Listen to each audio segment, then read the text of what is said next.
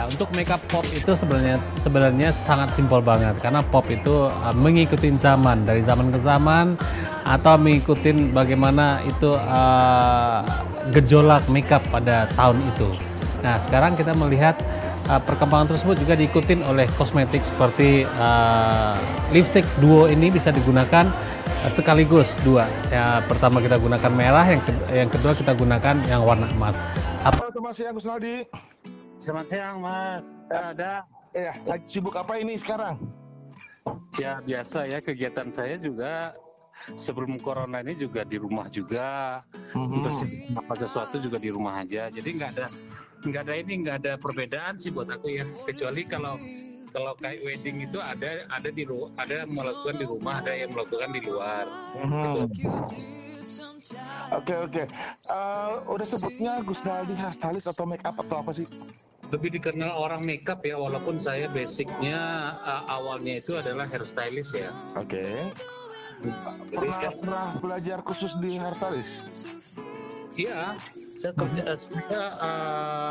belajar di Toni & Guy London dulu. Oke.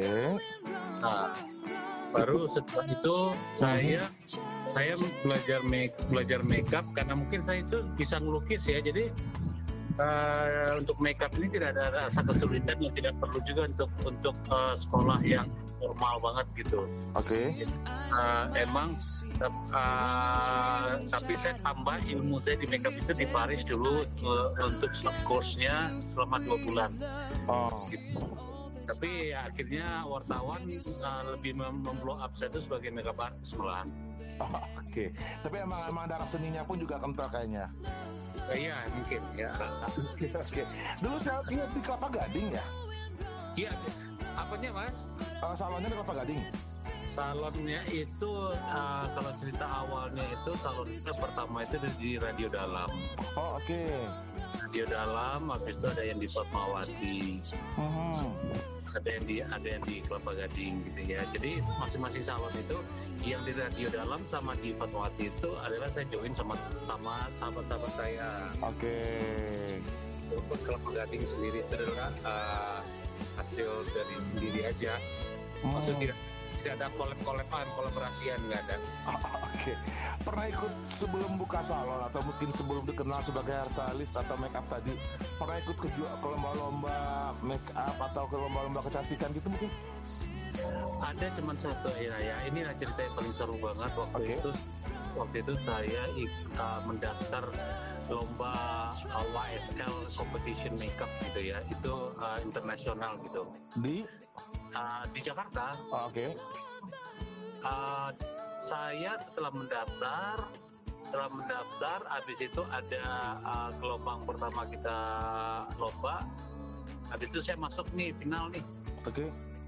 Tapi sama final itu saya belum dikabarin sih. Itu saya tepar lah masuk rumah sakit. Karena ya saya masuk rumah sakit, itulah selama 26 tahun saya berkarir di Jakarta. Oke. Rumah sakit itu baru sekali itu. Jadi intinya saya 26 tahun itu sakit cuma sekali. Oke. Ya, jadi setelah saya diberitahu bahwa saya itu masuk final kompetisi itu, saya finalnya kan malam ya, jam setelah maghrib deh, jam 7-an deh. Oke. Final. Saya keluar dari rumah sakit, saya cabut info saya sendiri. Oke. Saya suruh saudara saya itu mempersiapkan makeup saya semua. Habis itu saya cabut ke Hotel Crown Hotel di Crown dari Hotel. Rumah sakit langsung ke acara. Iya, ke Crown Hotel. Wah. Hotel di Gatot Subroto ya, di Semanggi ya. Habis itu saya lomba dengan keringat yang bercucuran karena kan saya dalam kondisi yang tidak sehat tuh. Oke. Saya lomba dengan keringat yang bercucuran. Habis itu udah selesai gitu ya. Kan mereka langsung penobatan. Iya. Dapatlah saya juara 2 waktu itu ya. Setelah saya balik lagi ke rumah sakit, tapi saya tidak bisa masangin infus lagi kan. Oke. Saya balik ke rumah sakit, ya sudah saya tidur. Saya di situ akhirnya susternya lah yang marah-marah ke saya. Tahun berapa itu? Itu tahun berapa ya? Setahun saya berkarir, kayak, aduh, saya tahunnya sudah lupa Mas. Tapi ya kira-kira 20 tahun yang lalu deh kayak. Oke. Saya deg-degan ya. Ya itulah kadang-kadang ketika kita deg-degan, kadang imun kita itu kuat muncul gitu loh. Karena apa? Kita merasakan ada stres ya dalam lomba itu, imun kita tuh kuat. Jadi saya itu malah sembuh ketika itu. Semangatnya lebih banyak juga. Banyak gitu loh. Jadi ya itu. Tapi seketika itu juga aku bilang bahwa saya tidak akan pernah ikut lomba lagi. Saya membenci sebuah kompetisi. Oke. Kompetisi ini cukup bahwa saya punya sejarah untuk kompetisi gitu. Ya itulah kompetisi pertama kali untuk makeup yang saya hadapi dan saya meraih juara. Otodidak, kenapa? Saya mencoba, saya mengeksplor sendiri. Orang bilang bagus, saya tidak tahu bagusnya di mana. Ya. Tekniknya itu seperti apa, saya nggak ngerti. Itu definisi bagi orang-orang yang melihat karyaku nggak ngerti gitu. Nah, tapi emang dari awal cara saya menambah ilmu itu memang bukan dari masukan dari Indonesia style gitu loh. Jadi emang saya itu belajar dari buku-buku dari Amerika, buku-buku dari Paris segala macam. Jadi berpengaruh sekali ternyata ketika kita melihat itu berpengaruh ke jiwa kita dalam bermakeup gitu. Makanya ini orang berbicara ini ketika saya makeupin misalnya Luna Maya. Oke. Sekali betul-betul bulenya kelihatan, betul-betul yangnya kelihatan. Jadi pada itu tidak sentuhan yang berlebihan. Menggunakan bulu mata bawah yang palsu ya, itu membuat mata kita lebih segar aja. Apalagi yang mempunyai bulu mata bawah yang sedikit, kita menggunakan bulu mata kalau bawah. sukanya banyak banget. Kalau sukanya buat aku, saya bicara sukanya dulu ya. Oke. Dulu karena saya ini menjalankannya itu dengan profesional. Ya. Di jalur profesional untuk saya rambut, jalankan. Jadi kita lihat rambutnya Desi ini tipis gitu banget ya, sangat keren. tipis. Jadi kita itu tidak Ya, boleh untung dia abal-abal. berwarna hitam rambutnya. Dan ini akan kita bikin Abdul Hermesi ya. Dia angkat tidak digerai. Tapi ada sedikit gelombang-gelombang besar. Kita lihat nanti di bagian selanjutnya. Dan itu akan membuat tampilannya lebih kelihatan elegan. Ketiganya baru saya menghasilkan uang dari situ. Ya. Jadi dari situ tuh maksud saya, selama 24 tahun saya di situ, itu Mas, tidak ada jadwal setiap hari itu yang kosong buat saya. Bahkan tahun depan itu sudah penuh, part sudah penuh gitu. Sibuk. Itu yang saya ini selama 24 tahun ya. Itu makanya kadang-kadang itu yang membuat saya tuh sekarang tuh ada kejenuhan karena gitu, karena setiap hari ya bekerja ya, setiap hari kerja gitu, tidak ada nggak Sabtu Minggu, Senin Selasa itu tetap bekerja gitu. Itu selama 24 tahun itu tidak ada loss satu hari pun Mas, bayangin. Oke. Tidak ada satu hari pun. Itu momen dukanya gimana?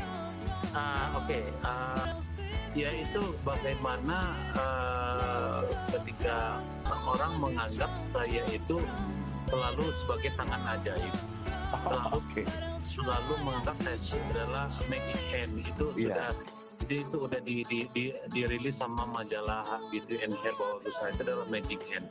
Tapi dia kan tidak tahu bahwa ini saya itu adalah manusia yang mana ketika berbuat sesuatu itu kadang ada mendekati kesempurnaan. Kadang dukanya nih yang paling dalam itu adalah ketika seseorang datang ke saya pengen seperti Luna Maya nih. Maya nih, sementara wajahnya itu tidak seperti Luna Maya karena tekstur wajahnya kan tidak Luna Maya. Nah, itu yang saya selalu berusaha untuk memberitahu pencerahan terhadap tamu saya. Itu dukanya sih, karena kenapa? Karena saya kepengen sih wanita itu cerdik, pinter dalam membaca mukanya. membaca situasi, Ya. apa situasi apapun itu. Jadi, aduh pantas nggak saya berbicara sama Gus Adi seperti ini ya, gitu loh. Tapi kelihatan glamour, itu baru bisa saya menciptakan sesuatu. Ketika saya make upin orang, misalnya seperti Iyeth Bustami menjadi Janet Jackson gitu loh. Oke. Itu sendiri bukan si Iyeth Bustami datang ke saya untuk dia kepengen jadi Janet Jackson, enggak. Saya datang ke dia, lo bisa gue bikin kayak Janet Jackson. Berarti kan itu adalah imajinasi saya ke dia. Dan itu tidak bisa gini loh, datang ke seniman, bikin saya kayak seperti Luna Maya, bikin saya kayak, nggak bisa. Jadi kata yang memberikan itu adalah si seniman yang yang kamu bisa jadi seperti ini, kamu bisa jadi seperti ini, kayak gitu. Dan itu juga tetap dipelajari bentuk mukanya ya. Betul. Jadi ya dukanya lagi ada lagi. Perjalanan saya ini bukanlah perjalanan yang gampang. Sikap banyak. Segala dalam dunia fashion itu, walaupun fashion makeup apa segala macam itu pasti ada intrik-intrik yang tidak kadang-kadang saya itu bisa shock melihatnya. Kadang-kadang saya itu kaget, kok kayak begini dunia beginian gitu lah ya. Tapi akhirnya apa? Saya besar dengan sikap-sikap orang yang sikap-sikapannya itu kuat di dunia itu. Jadi saya lebih waspada diri kan gitu. Itu sebenarnya tidak selalu enak. Kenapa? Orang-orang kan melihat dunia saya itu dunia enak banget, pelapor banget, seru banget gitu. Padahal kan dalam hidup itu kan nggak mungkin saya mau seru-seru tanpa duit. Iya, benar. Betul dong. Benar. Saya berduit gitu loh. Saya nggak diarahkan seru-seru tapi buat hello aja, nggak mau kayak gitu. Saya tidak besar dengan artis. Intinya saya tidak besar dengan nama artis. Saya besar dengan pendidikan saya, cara saya mengeksplor makeup, artis yang datang ke saya untuk saya pengen dibikin seperti ini. Jadi bukan menebeng jalan dengan artis, bukan tempelin artis terus, enggak. Bukan saya. Itu yang sekarang seperti itu ya itu haknya mereka. Tapi kalau saya sih seperti ini, makanya saya tidak mau karir saya itu datang dan pergi gitu loh, ngerti nggak? Datang kan ketika si artisnya nggak suka sama kita lagi kan mental gitu loh. Iya. Nah tapi kalau kita punya karir yang kita bagus, punya skill yang dicari orang lah intinya. Cari orang lain. Kalau kita nempel artis, ketika artis itu jijik sama kita juga akan mental gitu. Iya. Kayak gitu. Jadi ya itu yang saya ingatkan para generasi muda gitu ya, di dunia makeup ini jadilah jati diri yang mempunyai karakter bukan saya bilang karakter makeup gini enggak. Kalau udah menyebutkan dia itu sebagai the makeup artist, itu pasti dia mempunyai karakter makeup yang banyak dia lakukan gitu. Jadi itu yang ya bukan kalau beda lagi kalau ini ya makeup karakter, makeup film itu beda lagi. Itu bukan, itu udah jauh sekolahnya itu mungkin hanya film. Bukan untuk orang khalayak umum. Kalau saya kan khalayak umum. Iya, benar. Orang cantik dirinya sendiri jadi kelihatan glamor. Nah, dukanya ini saya dukanya tuh gini loh, Mas. Saya sendirian di Jakarta. Oke. Saya sendirian di Jakarta, tidak ada saudara, sanak famili itu tidak ada. Saya sendiri di Jakarta. Saya itu kuat dengan ini saya dengan dengan prinsip saya. Saya dulu gini Mas, kalau saya gagal di 5 tahun ke depan saya akan pulang. Gitu loh itu saya. Tapi setelah itu ternyata Tuhan berkehendak berbeda, maka saya bertahan. Dan dukanya itu yang sangat, ini bukan duka ya, funny ya, sangat lucu. Pengalaman yang sangat lucu banget buat saya. Dulu saya belum punya mobil Mas, punya mobil, belum punya motor. Saya beli tiket saja itu benar-benar duitnya dan kumpulin ya. Saya tiket, saya ada pekerjaan dulu waktu itu di Blok M. Oke. Blok M, saya naik ojek. Bayangin saya naik ojek. Habis itu di depan SMA Bulungan orang kan makan siang tuh makan siang. Iya makan siang kalau nggak salah makan siang iya istirahat. Habis itu saya mau turun Mas, BTK itu copot ininya kuncinya copot.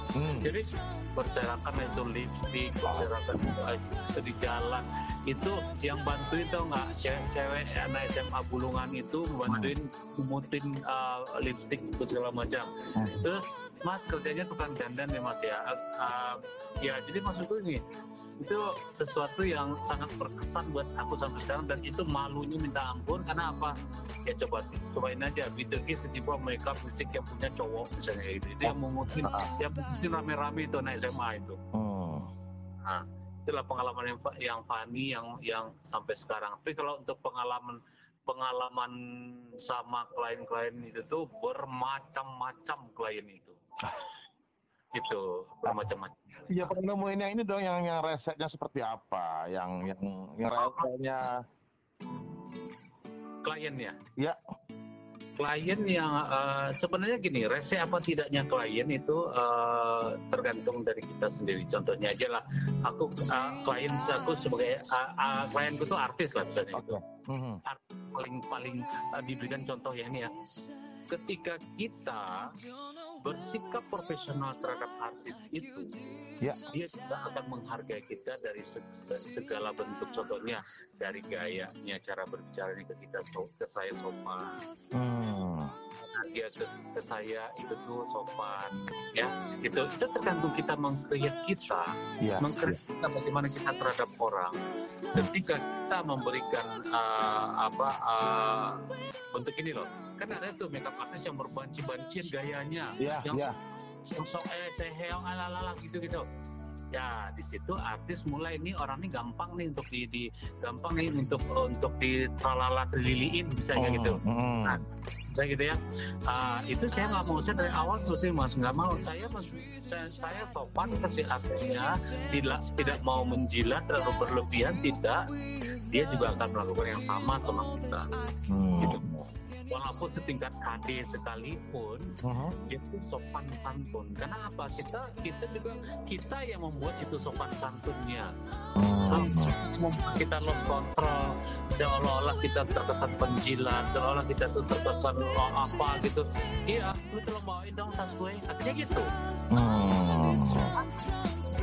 Iya. Saya sebagai makeup artist juga tukang bawain tasnya artis nggak mau gitu. Iya. Berarti harus kita yang membentuk sendiri ya.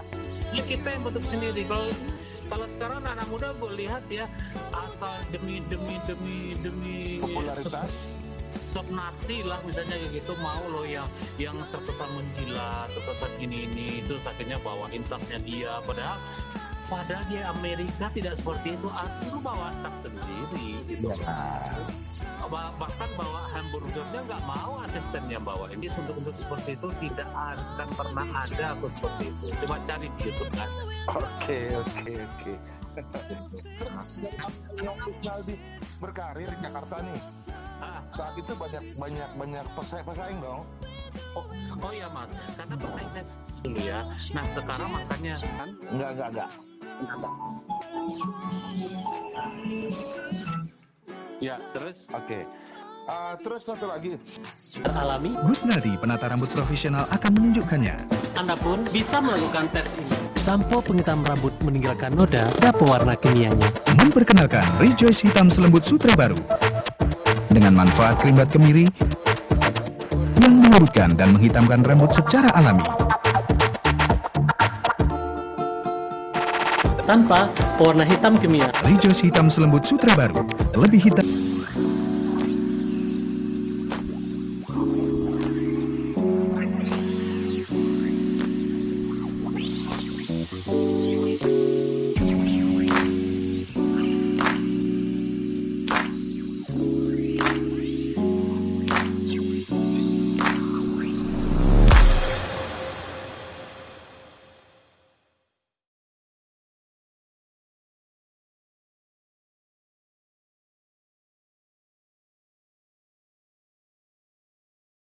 Ya, terus? Oke. Terus satu lagi. Kalau sekarang kan Gusnadi lebih banyak di Bukit Tinggi atau di Jakarta sih sebenarnya? Saya bolak-balik sih Mas, bolak-balik. Tapi gini, di Bukit Tinggi itu ya tahu lah ya. Itu orang Bukit Tinggi, orang Padang bukan? Ya. Jadi gini, ketika seseorang itu berhasil di kota besar, Ya. terus kita seperti lengah dengan kampung halaman satu ya. Halaman kayak kita itu happy sendiri terkesannya gitu loh. Happy sendiri orang gitu loh. Jadi sementara kalau sudah memiliki nama, itu kan sudah ininya kesannya sudah berbeda. Oke. Orang itu nih, dia usaha, tapi dia itu bukan public figure misalnya gitu. Pasti orang pasti pemerintah daerah ketika kita udah menjadi public figure dan kita tuh tidak berbuat apa-apa di dalam halaman kita, itu bisa jangan sampai lo jatuh, habis itu lo stroke, habis itu lo pulang. Oke. Nah, itu akhirnya apa? Lu jadi sampah di kampung halaman kan? Oke. Nah, itu yang saya tidak mau.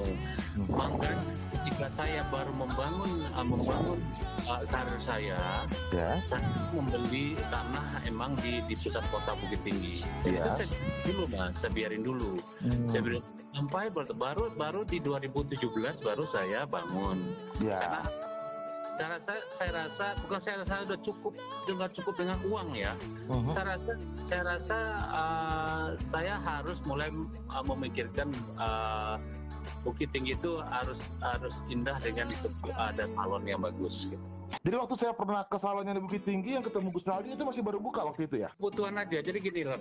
Ya sekarang tuh enaknya gini Mas. Saya bisa, kalau dulu saya nongkrong di Jakarta. Ya.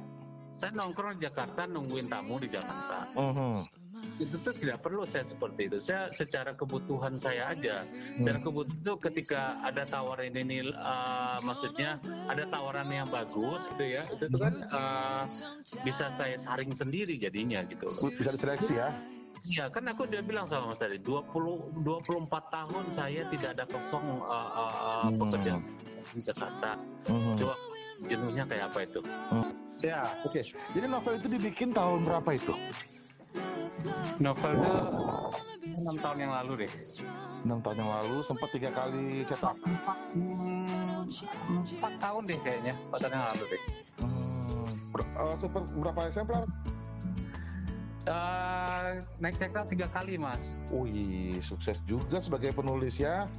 Alhamdulillah itu. Oke. Terus kan Gus Naldi mungkin 1-2 tahun yang lalu warawirit tuh di TV. Yang kompetisi apa namanya pencarian bakat tuh. Itu gimana sih sampai muncul ke TV itu? Maksudnya apa melalui audisi atau gimana? Enggak Mas, karena waktu itu teman saya dulu kan pernah bikin acara saya di Trans TV dulu. Ya. Itu pindahlah dia ke Indosiar. Karena itu pun jangka waktunya kan lama ya, lama. Itu kita ketemu, terus saya bikin ini ya. Karena satu karena teman sih, karena saya bekerja Mas, lalu saya tidak mikirin duitnya dulu. Ya itu karena ini teman yang ngajak, bukan secara formal dari TV-nya terlebih dahulu. Jadi kita bicara bersama seorang teman saya ini. Yuk kita bikin gini ya. Lu udah make upin kalangan atas, lu udah inilah ya, udah itu. Kan kalangan bawah ini kan juga kadang-kadang kepengen sentuhan lo tapi dia nggak berani atau dia tuh mengira dia tuh berprasangka pakai itu saya pasti mahal sekali. Nah kita create sebuah acara yang ditanganin sama tangan lo, tapi ini orang kelas bawah kayak gitu. Ya semacam makeover gitu ya? Makeover gitu ya. Terus pertama saya jiper Mas. Pertama saya langsung terima gitu loh. Saya langsung terima. Karena nanti masuk itu efeknya gimana nih gitu. Tapi setelah kita berbicara secara logika, gitu ya. Oke. Apa salahnya kalau saya melakukan seseorang yang penyanyi yang berada di kelasnya, yaitu kelas-kelas kecil seperti penyanyi kampung itu di-create dia seperti seorang superstar, nggak ada salahnya aku rasa kayak gitu kan. Akhirnya muncullah acara itu di TV gitu loh. Muncul di acara TV ini, itu yang membuat aku itu sangat diuji sama khalayak umum. Uji kompeten aku di khalayak umum, bahkan tim produksi atau tim yang ada di TV itu melihat saya bisa make upin orang hanya durasi waktu cuman 20 menit, waktunya 20 menit, tapi bisa selesai untuk 2 orang gitu loh. Nah itu bisa pakai baju udah siap nyanyi mereka gitu loh kan. Nah itu yang bikin mereka itu kadang-kadang itu tim makeup TV itu di belakang panggung tuh berlomba liatin aku makeup tuh kok bisa dia merubah karakter seseorang menjadi lebih bagus tapi dengan waktu yang cepat. Kalau merubah karakter orang dengan waktu yang 4 jam 5 jam itu udah biasa gitu. Orang TV yang produksi itu tuh juga melihat kok Mas Kusnadi itu nggak ribet ya dengan dia make upin orang, nggak ribet, tapi orang tuh berubah gitu loh dengan waktu yang cepat. Kenapa tim TV itu kok ya make upnya lama-lama, jadinya tebal-tebal, jadinya begini begitu gitu loh. Yes. Saya tidak ada menutup diri Mas, tidak ada ruang khusus buat saya. Jadi ya silakan kalau kalian mau lihat yang lihat aja gitu loh. Emang kayak ginilah keadaan dan kejadian yang aku lakukan gitu loh. Dan itu berhasil acara itu sangat berhasil sekali. Jadi acara itu tuh betul-betul kalau orang ingat acara itu ingat saya dan Ivan Gunawan gitu loh. Jadi emang itu kan padahal banyak kan seseorang yang berperan di situ, tapi kalau udah dengar acara itu orang udah ingat saya dan Ivan gitu loh. Nah kayak gitu permainan TV yang saya lihat begitu bisa berpengaruh ke masyarakat, jadi saya tidak mau gegabah gitu loh, gitu. Nah ketika saya sudah 165 episode kalau nggak salah, 165 episode saya lakukan itu, biasalah intrik-intrik di TV itu kan banyak tuh, mau intrik artis sama sini. Itulah saya bilang mau artisnya, mau siapanya gitulah, itu kan banyak terjadi di situ. Dan mereka bukan berarti saya tidak tahu, bukan sesama artis lain juga tidak semakin tahu gitu. Tapi bukan itu fokus saya untuk berhenti. Karena satu, saya sudah di-create menjadi seorang artis. Sudah menjadi artis peran gitu loh.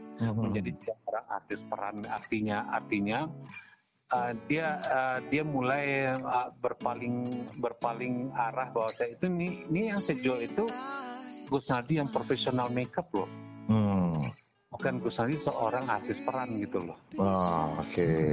Lelucon dia sama orang gitu loh, misalnya kayak gitu loh. Jadi saya tidak mau menghina-hina orang gitu loh.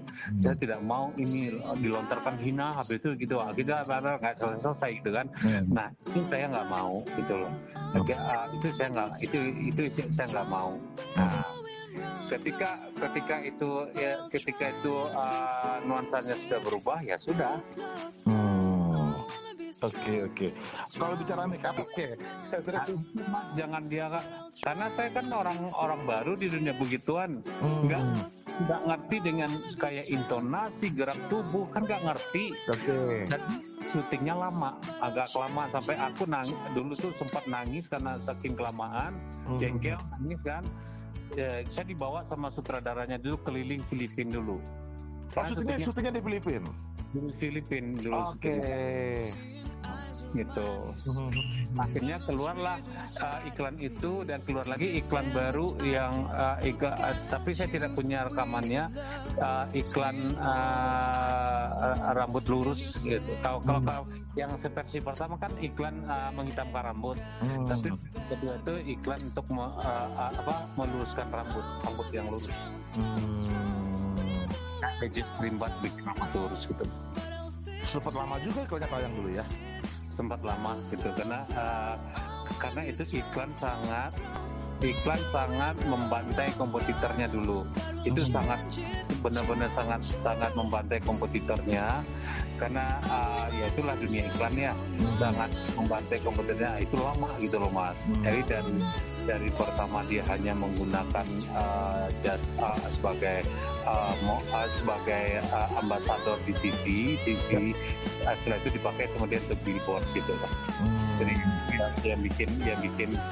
yang bikin apa ya, Kusnadi itu dikenal massal jadinya. Gitu. Dalam karirnya Kusnadi ada yang belum kesampaian, ada nggak sih yang belum kesampaian gitu loh? Mungkin pengen make up sih, tapi belum di tangan gue belum make up sih. Ini penasaran pengen sih make upin si itu. Enggak ada sih Mas, saya kepengen make upin seseorang itu enggak pernah berjalan aja. Dia nggak berani atau dia tuh mengira dia tuh berprasangka pakai Kusnadi pasti mahal sekali. Nah kita create sebuah acara yang di tangan. Jadi novel itu dibikin tahun berapa itu? Novel itu 6 tahun yang lalu deh.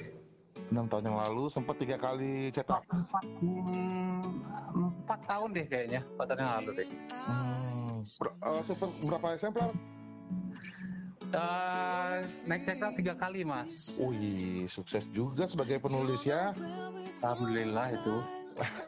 Oke. Terus kan Kusnadi mungkin 1-2 tahun yang lalu warawiri tuh di TV. Yang kompetisi apa namanya, cariin bakat tuh. Itu gimana sih sampai muncul ke TV itu? Maksudnya apa melalui audisi atau gimana? Enggak Mas, karena waktu itu teman saya dulu kan pernah bikinin acara saya di Trans TV dulu. Ya. Itu pindahlah dia ke Indosiar. Karena itu pun jangka waktunya kan lama ya, lama. Itu kita ketemu, terus saya bikin ini, terus ini karena satu karena teman sih Kak, karena saya bekerja Mas, lalu saya tidak mikirin duitnya dulu. Yang itu karena ini teman yang ngajak, bukan secara formal dari TV-nya terlebih dahulu. Jadi kita bicara bersama seorang teman saya ini. Terus kita bikin gini ya, lu udah make upin kalangan atas, lu udah ini lah ya, udah itu kan kalangan bawah ini kan juga kadang kepengen sentuhan lo tapi dia nggak berani atau dia tuh mengira dia tuh berprasangka pakai Kusnadi pasti mahal sekali. Nah kita create sebuah acara yang ditanganin sama tangan lo, tapi ini orang kelas bawah kayak gitu. Ya semacam makeover gitu ya. Makeover gitu ya. Terus pertama saya jiper Mas. Pertama saya langsung terima gitu loh. Karena nanti masuk itu efeknya gimana nih gitu. Tapi setelah kita berbicara secara logika, gitu ya.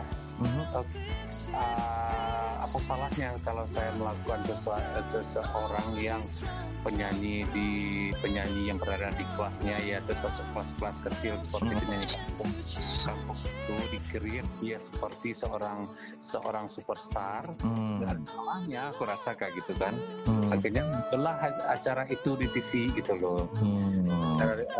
Muncul di acara TV ini itu yang membuat aku itu sangat diuji sama khalayak umum. Uji kompeten aku di khalayak umum, bahkan tim produksi atau tim yang ada di TV itu melihat saya bisa make upin orang hanya durasi waktu cuman 20 menit. Waktunya 20 menit, tapi bisa selesai untuk 2 orang gitu loh.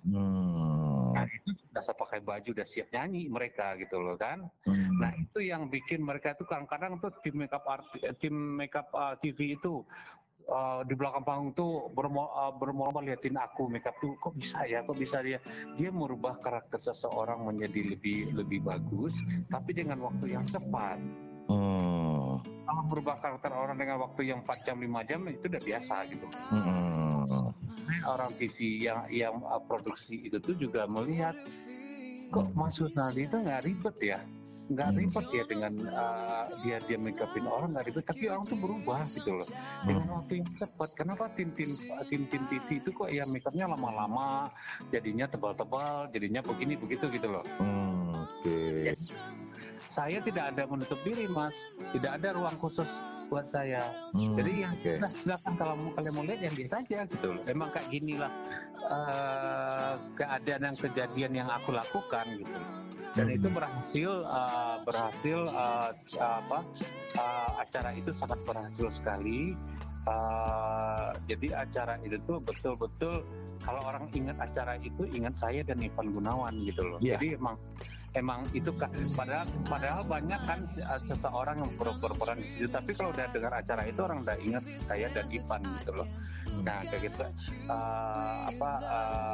permainan TV yang saya lihat begitu bisa berpengaruh ke masyarakat, jadi saya tidak mau gegabah gitu loh, gitu. Nah ketika saya sudah 165 episode kalau nggak salah, 165 episode saya lakukan itu, biasalah intrik-intrik di TV itu kan banyak tuh, mau intrik artis, sana sini.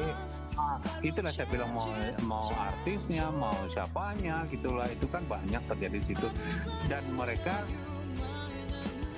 mereka bukan berarti saya tidak tahu, bukan sesama artis dan juga tidak karena dengan online ini ya kan. Jadi ya makanya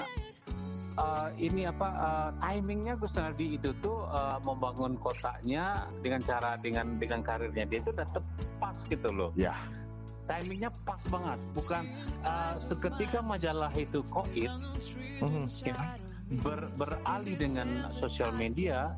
Gus Nardi sudah menjelajahi Bukit Tinggi supaya sesuatu ternyata nggak ada bedanya. Kenapa? Itulah ada ruginya di media sosial itu ada juga untungnya semua wilayah bisa mendekatkan dia kan. Terus oke, saya terbang ke Jakarta gini bla bla bla bla. Langsung kita meeting yuk ini oke bla bla bla bla gitu kan. Soalnya pasti dengan hasil meeting dengan hasil karyanya nanti kan pasti akan menguntungkan gitu loh. Itu yang kenapa nak? Pusing. Kalau pusing. Oh ada fase. Enggak ada fase. Oh. Bentar ya. Nah terus dia itu dulu. Nah itu yang bikin ini Mas berkaki di 2020.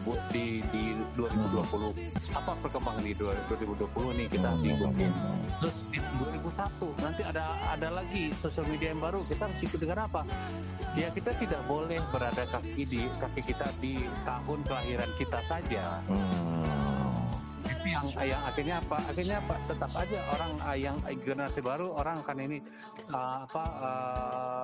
ya untunglah di dunia saya ini membuat saya itu kelihatan awet muda. Jadi pas dilihat Gus Nardi ini aduh dia udah lama, tapi pas dilihat aslinya Gus Nardi kok nggak tua ya, misalnya kayak gitu loh. Jadi seperti itu dunia saya memberikan bonus ke saya itu adalah awet muda gitu. Dan bisa jaga kesehatan juga sepertinya. Ya, karena jaga kesehatan ya nggak macam-macam. Maaf ya Mas, maaf ya udah. Saya tidak alkohol, saya tidak narkoba.